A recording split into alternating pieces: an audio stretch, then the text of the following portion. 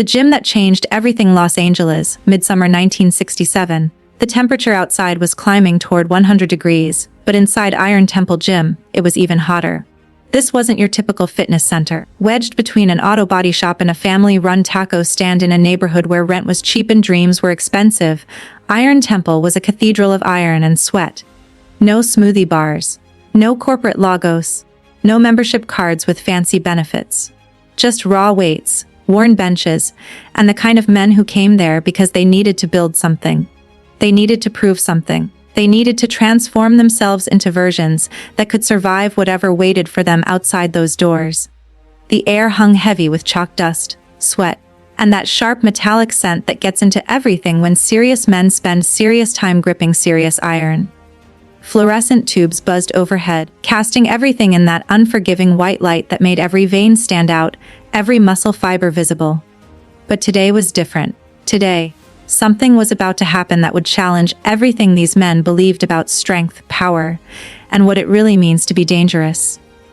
The legend walks in. The gym door opened, and Bruce Lee walked in. No fanfare, no announcement, just a compact Asian man, maybe 138 pounds soaking wet, carrying a simple canvas bag over his shoulder.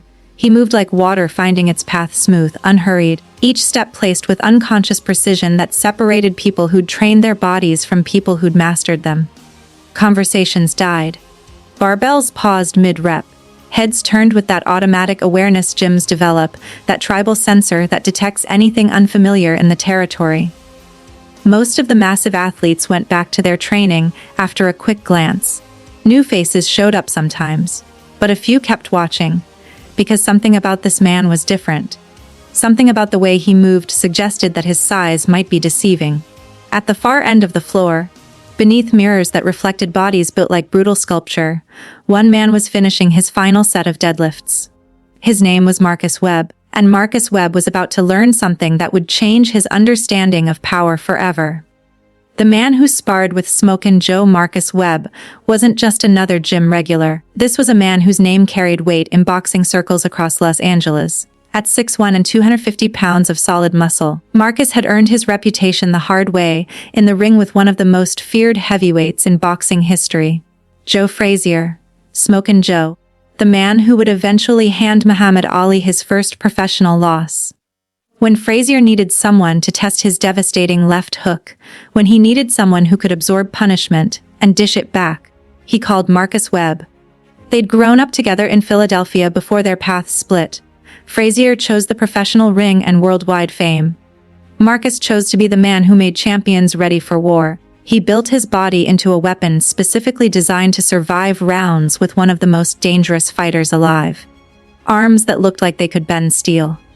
A chest that seemed to occupy its own zip code. Shoulders so broad they created shadows. Legs that made walking look like a controlled fall between concrete pillars.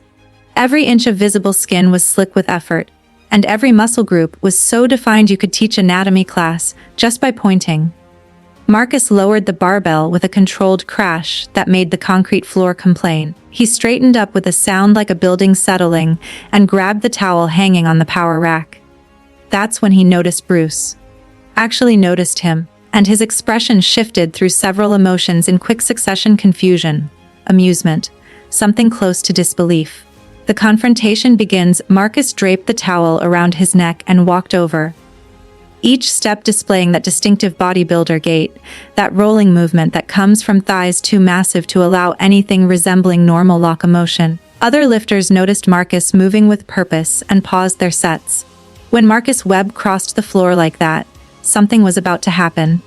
He stopped about 6 feet from Bruce, and the size difference was almost absurd. Marcus's forearm was legitimately thicker than Bruce's entire leg. His shadow fell across the smaller man like nightfall. "Help you find something, brother?" Marcus asked, his voice carrying that particular quality of false friendliness that barely concealed amusement. His training partners had gathered behind him now, 3 other massive men, forming a wall of muscle and curiosity. This was entertainment, a break from the monotony of sets and reps. Bruce looked up at him with eyes that revealed absolutely nothing. No fear, no aggression, no submission. Just assessment. People who knew Bruce would have recognized that look. It was the expression a leopard gives an elephant, aware of the size difference, completely unconcerned about it. Danny Chen invited me, Bruce said quietly, his voice carrying traces of Hong Kong beneath perfectly controlled English. Danny. Marcus glanced around, spotted Danny near the heavy bags, and his smile widened. Danny invited you to train here, you. He said it like the concept was inherently hilarious. One of his friends snickered. Another shook his head slowly, grinning. The circle was forming now. To observe, Bruce clarified. To learn your methods. Our methods. Marcus repeated the words like they tasted funny. Brother, our methods involve moving weight that would put you in the hospital. No offense, but you're what? Buck 30. Buck 40 soaking wet with rocks in your pockets. 138, Bruce said evenly. Marcus laughed, and it wasn't cruel exactly, but it carried that edge of superiority that comes from never having been physically challenged, never having met someone who made you question your assumptions about strength. See, that's my point exactly. I'm carrying over 100 pounds more than you in pure muscle. You understand what that means in a real situation. In an actual fight. Bruce's expression didn't change. I understand what you think it means. The philosophy of power, something flickered across Marcus's face. The smile didn't fade, but it hardened. What I think it means. Marcus took a half step closer, using his bulk like a wall. Man, I spar with Joe Frazier. You know who that is. Smokin Joe Frazier. The baddest left hook in heavyweight boxing. I've been in the ring with one of the most dangerous men alive, and I can hold my own because I've got the size, the strength, the mass to back it up. The gym had gone completely quiet now. Even the constant clank of iron on iron had stopped. Every person in the building was watching this interaction, sensing something building. That's not thinking, Marcus continued, flexing one massive arm. That's knowing. This is what 2,000 calories a day and 6 hours of training builds. This is strength. Real, measurable. The bicep swelled to the size of Bruce's head. Frazier is fast, Bruce observed quietly. Fast don't mean nothing when you can't generate power. Marcus shot back. Speed is cute. Power is what wins fights. Mass is what creates power. This ain't theory, little man. This is physics. This is reality. Bruce looked at the arm, then back at Marcus's face. You believe size and strength are the same thing. I believe, Marcus said, now close enough that his bulk seemed to loom over Bruce like a storm cloud. That when someone my size connects with someone your size, all the kung fu in China doesn't change what happens next. That's not belief. That's just how the world works. Bruce stood perfectly still, and that stillness had its own quality, like the moment before lightning strikes. When he spoke, his voice was soft, but it carried through the silence like it had been amplified. Would you like to discover if you're correct? The challenge, the question landed like a stone dropped into still water. Marcus blinked. What? Your theory about size and power, Bruce said calmly. Would you like to test it? For a moment, Marcus just stared at him, processing what he'd just heard. Then he laughed again, but this time it sounded different, less certain. You're challenging me. You're actually challenging me right now. I'm offering you an opportunity to prove your point, Bruce said. One of Marcus's friends spoke up. Marcus, man, don't waste your time. Kid's delusional. But something had shifted in Marcus's eyes. Maybe it was pride. Maybe it was the audience watching. Maybe it was just that ancient human need to establish dominance when challenged directly. He looked down at Bruce for a long moment, calculating, weighing, deciding. All right, he said finally. All right, little man. But when this goes sideways, remember you asked for it. Bruce nodded once, a small movement that somehow carried more weight than Marcus's entire speech. He set his canvas bag down near the wall, rolled his shoulders in a motion so subtle you'd miss it if you blinked, and stepped into the open space near the heavy bags where there was room to move. Marcus followed, and the crowd followed Marcus. Within seconds, a rough circle had formed: bodybuilders, powerlifters, a few boxers who'd been working the speed bag. Even the old man who ran the front desk came shuffling over to see what was happening. The moment of truth, the energy in the room had changed completely. This wasn't training anymore. This was something primal that gyms sometimes became when egos collided and men needed to establish hierarchy through action instead of words. Danny Chen pushed through the crowd, his face tight with concern. Bruce, man, you don't have to do this. Marcus is just talking. He doesn't mean anything by it. Bruce glanced at him briefly. It's fine, Danny. This is educational for everyone. Educational. Danny looked at Marcus, then back at Bruce. He outweighs you by over 100 pounds. He trains with Frazier. This isn't some point sparring tournament. I know, Bruce said quietly. Something in his tone made Danny step back, made him understand that whatever was about to happen, Bruce had already played it out in his mind 1,000 times. Marcus was loosening up now, rolling his massive shoulders, shaking out his arms. He had that fighter's habit of movement before action, that need to prepare the body for violence, even when the violence was supposed to be controlled. He wasn't taking this as seriously as he probably should have been, but he wasn't completely careless either. You didn't become Frazier's sparring partner by being stupid. We doing this for real, or we playing tag? Marcus asked. What would you prefer? Bruce responded.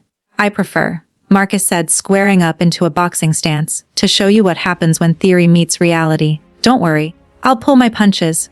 Don't want to actually hurt you. Bruce said nothing. He simply stood there, feet shoulder-width apart, hands relaxed at his sides, weight distributed so perfectly that he looked like he could move in any direction without preparation. He wasn't bouncing, wasn't shifting, wasn't displaying any of the nervous energy fighters usually show before contact. He just stood there, watching Marcus with those dark eyes that gave away absolutely nothing. Someone in the crowd called out, $20 says the big man drops him in 5 seconds. 5. I got 20 that says 3 seconds. Another voice answered. Laughter rippled through the circle. This was entertainment to them. David and Goliath, except everyone knew how this version ended because physics didn't care about mythology. Mass times velocity equals force, and Marcus had mass to spare. The dance begins. Marcus settled into what looked like a professional boxing stance. Hands up, elbows in, chin tucked. His training with Frazier showed in his form. It was clean, economical, professional. He had real skill backing up all that muscle. This wasn't just some gym bully. This was an athlete who understood fighting. Your move, little man, Marcus said through his guard. Show me this kung fu magic. Bruce still didn't move. He barely seemed to breathe. He was reading Marcus the way scholars read ancient texts, looking for meaning beneath the surface, finding patterns in what appeared random. Come on, Marcus urged, starting to circle now, light on his feet despite the mass. You called me out. Don't freeze up now. Bruce turned slightly, tracking Marcus's movement but not mirroring it. His hands remained at his sides. He looked completely unprepared, completely vulnerable. Several people in the crowd exchanged glances. Was this guy serious? Was he going to just stand there? Marcus finted with his left, testing. Bruce didn't react, didn't flinch, didn't blink. Marcus threw a jab, pulling it at the last second so it stopped inches from Bruce's face. Fast, clean, the kind of punch that would have legitimate power behind it if he'd followed through. Bruce's head moved maybe an inch, just enough that the punch passed through empty air instead of connecting. The movement was so minimal it looked like Marcus had missed rather than Bruce had evaded. Okay, Marcus said, nodding slightly. You got some reflexes. Good. Now let's see what happens when I actually try. The revelation. Marcus threw a combination. Jab, cross, hook. Real punches now. Still controlled, but with intention behind them. He was testing Bruce's defense, trying to see what this little martial artist actually had. Bruce moved. Not dramatically, not with the exaggerated motions of movie fighting. He simply wasn't where the punches were going. Each strike passed through the space his head or body had occupied a fraction of a second earlier, and each time he'd shifted just enough to make Marcus miss, without appearing to have moved at all. It was economical to the point of being unsettling. No wasted motion, no unnecessary defense, just the minimum movement required to make violence pass harmlessly by. The crowd went quieter. This wasn't what they'd expected. They'd expected Bruce to try to block, to back up, to cover and survive. They hadn't expected this ghost-like evasion that made Marcus's clean, powerful punches look clumsy. Marcus's expression changed. The amusement was gone now, replaced by focus. He was a professional athlete, and professionals adjust. He pressed forward, throwing faster combinations, using his reach advantage, trying to cut off the angles Bruce was using to evade. But something strange was happening. The more Marcus threw, the more he seemed to be fighting himself. His punches were landing in empty air, his combinations leading him off balance, his footwork getting tangled as he chased a target that refused to be where he expected. And Bruce still hadn't thrown a single strike. Stand still, Marcus growled. frustration creeping into his voice. "Why?" Bruce asked, and his breathing was completely normal, like he was having a conversation instead of avoiding punches from a trained fighter. Marcus switched tactics. He'd been trying to box, trying to use the skills Frazier had taught him. Now he decided to use what nature had given him: overwhelming physical power. He rushed forward, trying to grab Bruce, trying to use his size and strength to trap this elusive, smaller man and end this embarrassing display. He was fast for a man his size. Genuinely fast. His hands reached out to grab, to clinch, to bring his weight and power into play in a way that speed couldn't counter. Bruce moved again, but this time differently. He didn't evade backward or sideways. He moved forward, inside Marcus's reach, closer to the bigger man's body than seemed possible. And as he moved, his hand came up. The 1-inch miracle. It wasn't a punch. It didn't look like a punch. It looked like Bruce was pushing, like he was simply placing his palm against Marcus's massive chest with no more force than you'd use to test if a wall was solid. The sound was sharp and wet, like a drumstick hitting a side of beef. Marcus's entire body stopped as if he'd run into an invisible wall. His eyes went wide, his mouth opened in a perfect O of shock. And then impossibly, this 250-pound mass of muscle stumbled backward 3 full steps, his arms windmilling for balance, his face contorted in an expression that mixed pain with complete disbelief. He caught himself against a weight rack, one hand going to his chest where Bruce had touched him. His breathing was labored, like he'd just finished sprinting. He stared at Bruce with an expression that couldn't quite process what had just happened. The gym was absolutely silent. Nobody moved. Nobody breathed. They'd all seen it, but seeing and understanding were two different things. Bruce stood in the same spot, hand returning to his side, his breathing still calm and even. He looked at Marcus without triumph, without mockery. Just patient observation. "You said mass creates power," Bruce said quietly, his voice carrying through the shocked silence. "But power doesn't come from mass. It comes from the transfer of energy, from understanding how force moves through the body, from precision, timing, and intention." Marcus was still trying to catch his breath. His hand remained pressed against his chest, and you could see him testing it, probing, trying to understand what had just happened to his body. There was no mark, no visible damage, but something had definitely happened. Everyone had seen it. That was... Marcus started, then stopped. He didn't have words for it. 3 inches of penetrating force, Bruce said, directed through your sternum, compressing your solar plexus, disrupting your breathing and your nervous system's ability to maintain structure. "I didn't hit you hard. I hit you precisely." The awakening one of Marcus's friends stepped forward, concern on his face. "Marcus, you good man." Marcus nodded slowly, but he didn't take his eyes off Bruce. The way he looked at him had completely changed. The condescension was gone.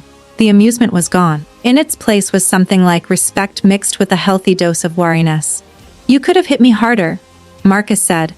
"It wasn't a question." "Much harder," Bruce confirmed. "But you weren't trying to hurt me. I saw no reason to hurt you." Marcus pushed off from the weight rack, standing upright but moving carefully, like his body was still figuring out what had been done to it. "How?" he asked. "How is that even possible? You're half my size." "Because you're thinking about strength wrong," Bruce said, and his voice had shifted now into something that sounded almost like teaching. "You've built your body like a fortress, walls of muscle, maximum mass, and fortresses are powerful things, but they're also rigid. They can't adapt, they can only resist." He took a step closer to Marcus, and this time Marcus didn't use his size to intimidate, he just listened. "Water is soft," Bruce continued. "Weak by your definition. But water shapes stone, not through force but through persistence. Through finding the weakness in the structure and flowing into it." Marcus was still rubbing his chest, and you could see his mind working, trying to reconcile what his body had just experienced with everything he thought he knew about fighting. Around them, the circle of spectators remained frozen, watching this conversation like it was scripture being written in real time. "Water-shaped stone," Marcus repeated slowly, testing the words. "That's philosophy, man. That's not fighting. Everything is philosophy until you understand it," Bruce said. "Then it becomes technique. Then it becomes reflex. Then it becomes truth." The deeper lesson, one of the other bodybuilders, a thick-necked guy with arms like tree trunks, spoke up from the crowd. "Okay, but that's one shot. One good shot don't mean you'd win a real fight." Marcus pulls his punches because he's a good guy. But in the street, in the ring, size still matters. Power still matters. Bruce turned to look at him, and the movement was so fluid it didn't seem like turning at all. More like his attention had simply relocated. "You're right," Bruce said. "Size matters. Power matters. But not in the way you think." He walked over to the nearest bench press station, where a barbell was loaded with what looked like 300 pounds. He gestured to it.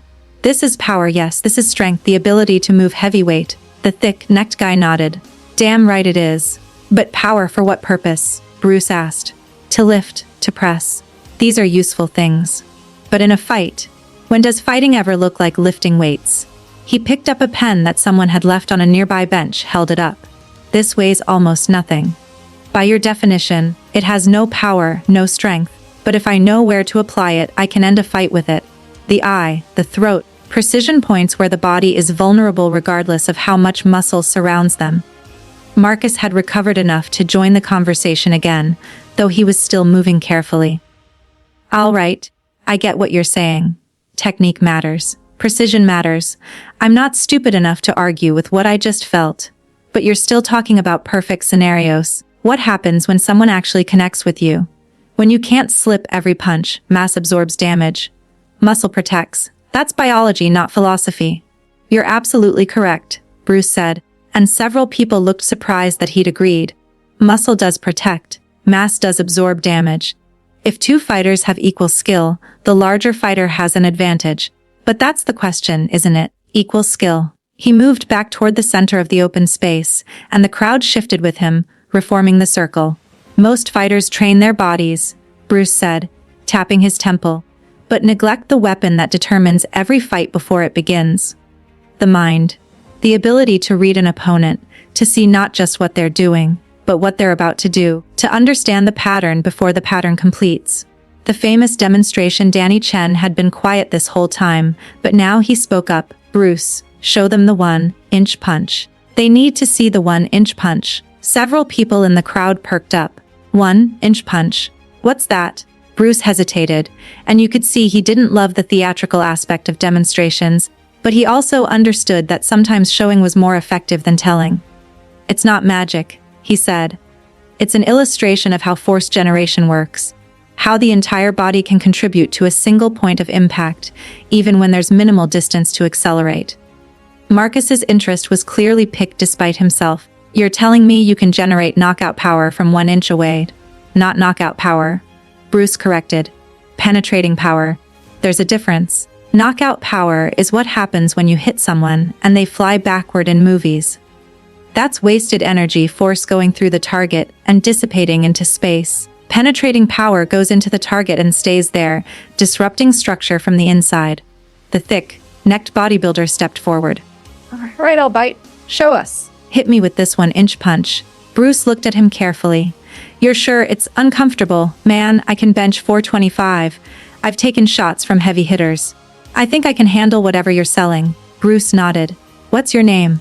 "Trevor." "Trevor, stand here." Bruce positioned him, making sure his feet were planted, his weight settled. "Don't lean back. Don't brace yourself in any unusual way. Just stand naturally, like you would if someone was going to push you." Trevor nodded, settling into position. He was massive, easily 240 pounds. All of it muscle and bone, and the kind of density that came from years of progressive overload. He looked completely stable, like you could ram him with a car and he'd dent the bumper. Bruce stood facing him, measured the distance carefully, then placed his fist against Trevor's chest, just over the solar plexus. 1 inch of space between his fist and the point of contact. His other hand rested on Trevor's shoulder, not for support, just for positioning. "Ready?" Bruce asked. "Do your worst," Trevor said, grinning confidently. The impossible becomes reality. Bruce's entire body shifted. It wasn't a wind-up, wasn't a telegraph. It was like watching a wave travel through water, starting from his back foot, rising through his legs, torso, shoulder, and finally expressing itself through his fist in a sharp, compact explosion. The sound was like a crack of thunder in a small room. Trevor's eyes bulged, his mouth opened, and his entire 240-pound body lifted slightly off the ground and traveled backward a good 6 feet before his legs remembered how to work. He caught himself, stumbling, gasping for air, like he'd been underwater. The gym exploded with noise. Shouts of disbelief, someone swearing loudly, others laughing not from amusement, but from the sheer absurdity of what they'd just witnessed. Trevor stood there, bent slightly forward, both hands on his chest now, breathing hard. When he finally looked up at Bruce, his expression had gone through confusion and landed somewhere in the neighborhood of religious conversion. What the hell was that? He managed to gasp out. That, Bruce said calmly, was your entire body receiving focused force that it wasn't structurally prepared to absorb or redirect. Your muscle didn't protect you because the force didn't give your muscle time to respond. It went through the gaps in your structure, found the nervous system underneath, and disrupted it. Marcus was staring now with undisguised fascination. The professional athlete in him was completely engaged. Do it again, he said. Do it to me again. I want to feel it, knowing what to expect. Bruce shook his head. Knowing what to expect doesn't change the physics, and I'd rather not cause unnecessary discomfort. Man, forget discomfort. I need to understand this. Marcus moved to where Trevor had been standing, positioned himself, planted his feet. Come on, I can take it. Bruce studied him for a moment, then nodded. He positioned himself, placed his fist against Marcus's massive chest, measured the distance. This time, Marcus was watching everything, watching Bruce's feet, his hips, his shoulder, trying to see where the power was coming from, trying to understand the mechanics of what was about to happen to him. Bruce's body shifted again, that same wave-like motion, and his fist drove forward with a sharp snap. Marcus's reaction was even more dramatic than Trevor's. This 250-pound man who sparred with Joe Frazier, who had absorbed punishment from one of the hardest hitters in boxing history, stumbled backward 7 feet, hit a support pillar, and slid partially down it, his face a mask of shock and pain. Jesus Christ, he breathed, and his voice was barely audible. Jesus Christ, how is that possible? The transformation, the crowd had gone from excited noise back to stunned silence. They were watching something that violated their fundamental understanding of how strength worked. These were men who'd spent years building their bodies according to a very specific philosophy: more mass equals more power equals more capability. And in less than 10 minutes, this 138-pound martial artist had dismantled that entire worldview. Danny Chen was smiling now, that smile of someone who'd tried to tell people something and finally had proof they were right. You see, he said. You see what I've been talking about? Bruce isn't just a fighter. He's figured out something different. Something most people don't even know exists. Marcus pushed himself away from the pillar, still moving carefully, still processing. He walked over to Bruce, and this time there was no swagger, no condescension, no amusement. Just genuine respect and curiosity. Teach me, he said simply. Bruce raised an eyebrow. Teach you? Whatever that is, whatever you're doing, I want to learn it. Marcus glanced around at his training partners, at the crowd. We all want to learn it. Murmurs of agreement rippled through the spectators. These massive men who'd walked in here, thinking they understood strength, were suddenly hungry students faced with a master they hadn't known existed. Bruce was quiet for a moment, considering. Then he shook his head slowly. What I'm doing isn't a technique you can learn in an afternoon. It's not a trick. It's a complete rethinking of how the body generates and applies force. It requires unlearning most of what you think you know. Then help us unlearn it, Marcus said. Man, I've been training my whole life. I've worked with one of the best boxers alive. I thought I understood fighting.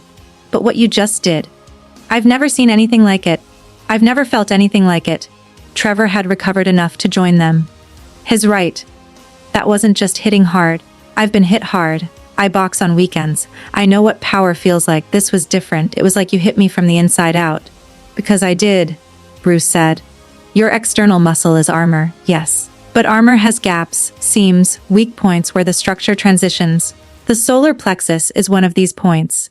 It's where your respiratory diaphragm connects, where major nerve clusters lie, where the structure of your rib cage is most vulnerable to compression. I didn't hit your armor. I hit through it, targeting what it's meant to protect. The philosophy revealed for the next hour. Bruce Lee became a teacher in ways that would influence these men for the rest of their lives. He didn't just demonstrate techniques, he dismantled and rebuilt their entire understanding of what strength could be. Look at water, he said at one point, gesturing to a water bottle on a nearby bench. You can't grab it, you can't punch it, you can't wrestle it. But water carved the Grand Canyon. Water shapes continents. And water is patient, persistent, and it always finds the weakness in any structure. He had them feeling the difference between muscular tension and relaxed power. He showed them how a tense muscle is actually weaker than a relaxed one, how rigidity creates predictability, how true strength comes from the ability to adapt in real time. Joe Frazier is powerful, he told Marcus. But his power comes from his ability to coordinate his entire body behind a single punch. It's not just his arm that hits you. It's his feet, his legs, his hips, his core, his shoulder, everything working together as one unit. That's what I'm doing, but in reverse. Marcus was absorbing every word. In reverse. Instead of putting all my power into moving you backward, I put all my power into disrupting you from within. Instead of trying to overcome your structure, I find the gaps in your structure. Instead of fighting your strength, I redirect it. The concept was revolutionary to men who had spent their lives building bigger muscles to generate more force. Bruce was showing them that intelligence could multiply force in ways that muscle alone never could. The lesson that changed everything as the afternoon wore on. Something remarkable happened. These massive bodybuilders who had initially mocked Bruce's size began asking him questions like students seeking wisdom from a master. How do you read what someone's going to do before they do it? One asked. The body always tells the truth, Bruce replied. People think with their minds and then express those thoughts through their bodies. But the body starts preparing for action before the mind finishes deciding. If you know what to look for, you can read intention in the shift of weight, the angle of shoulders, the focus of eyes. But how do you develop that kind of sensitivity? The same way you develop those muscles, through practice, attention, and time. But instead of lifting weights, you study movement. Instead of counting reps, you count heartbeats. Instead of building mass, you build awareness. Marcus was particularly fascinated by the concept of redirected force. You're saying I could use my size differently. Your size is an asset, Bruce confirmed. But it's not your only asset, and it's not always your best asset. In a phone booth, your size might work against you. Against multiple opponents, your size might make you a target. But your understanding of leverage, timing, and distance, that works everywhere. He demonstrated on Marcus again, this time showing how Marcus's own momentum could be redirected against him with minimal effort.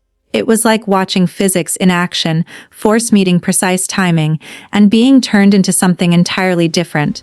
The strongest man in the world can be defeated by a small child if that child understands the right moment and the right pressure point, Bruce said. This isn't theory.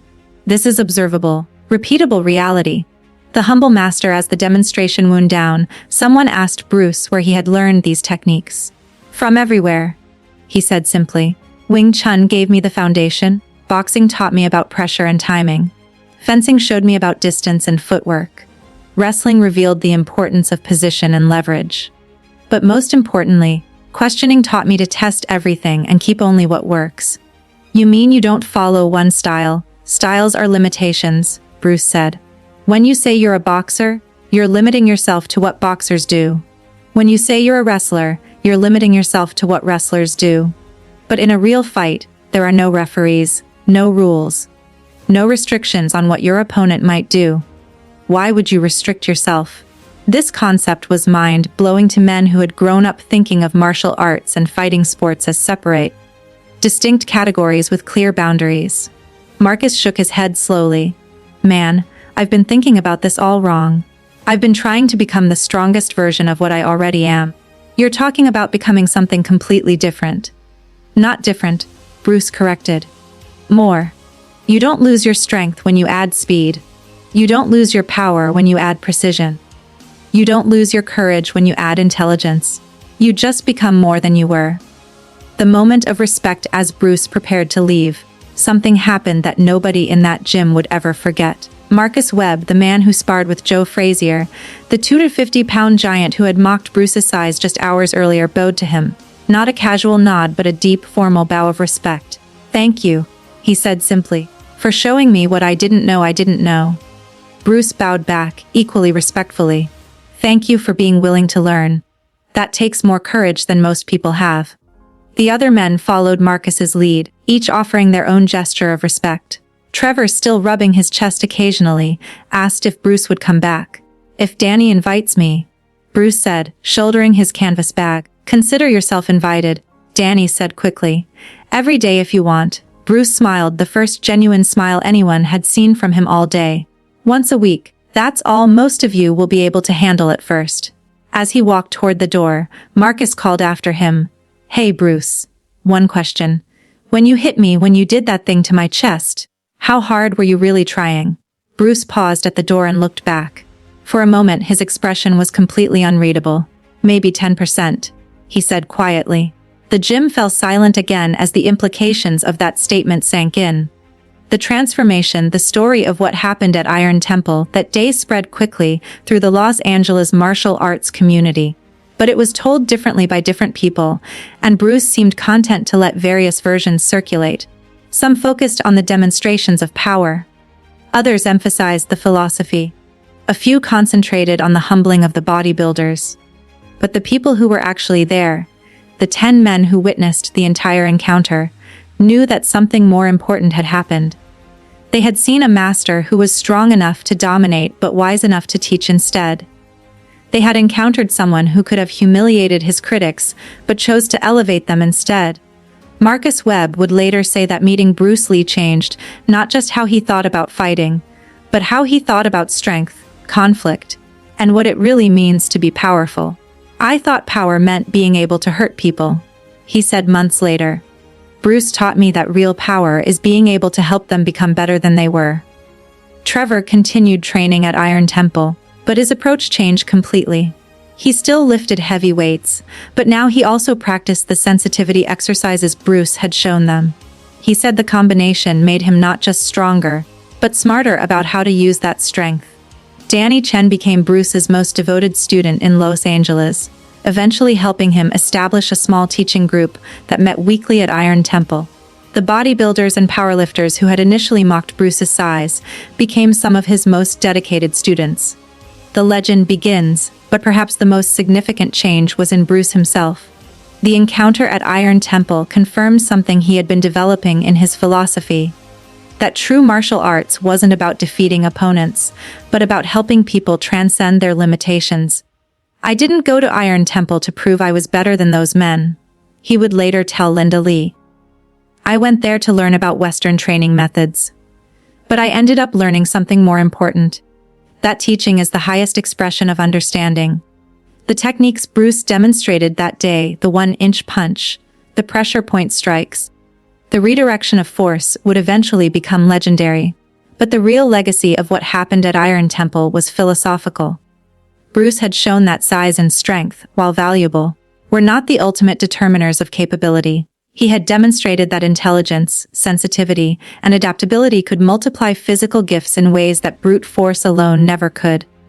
Most importantly, he had proven that a true master doesn't need to humiliate others to demonstrate superiority. Real strength is shown not in conquering opponents, but in elevating them. The truth about power years later, long after Bruce Lee had become a worldwide phenomenon, Marcus Webb would sometimes be asked about that day at Iron Temple. He would always emphasize one thing. People want to focus on how hard Bruce could hit, how fast he could move, how much power he could generate from 1 inch. But that wasn't the most impressive thing about him. The most impressive thing was that he could have seriously hurt any of us that day, and he chose not to. He had the power to humiliate us, and he chose to educate us instead. That's what real strength looks like. The story of Joe Frazier's training partner meeting Bruce Lee became legend, not because of the displays of physical power, but because of the display of character. In a world where strength is often measured by the ability to dominate others, Bruce had shown that true power lies in the ability to elevate them. The mocking had lasted maybe 10 minutes, the lessons lasted a lifetime, and in that small, sweaty gym in Los Angeles, a legend was born not through conquest, but through compassion. Not through domination, but through demonstration of what human potential could really achieve when intelligence, skill, and wisdom came together in service of something greater than ego. The man who had been nothing but bones to Marcus Webb had become, in the span of one afternoon, a teacher, a mentor, and a living example of what it really means to be powerful. Joe Frazier's sparring partner, had learned the hardest lesson of his life, that true strength isn't measured by the damage you can inflict, but by the wisdom you can share. And Bruce Lee had proven once again that the greatest victories aren't won through violence, but through the transformation of understanding. In the end, nobody begged for mercy that day at Iron Temple. But everyone, including Bruce Lee himself, learned something that changed them forever.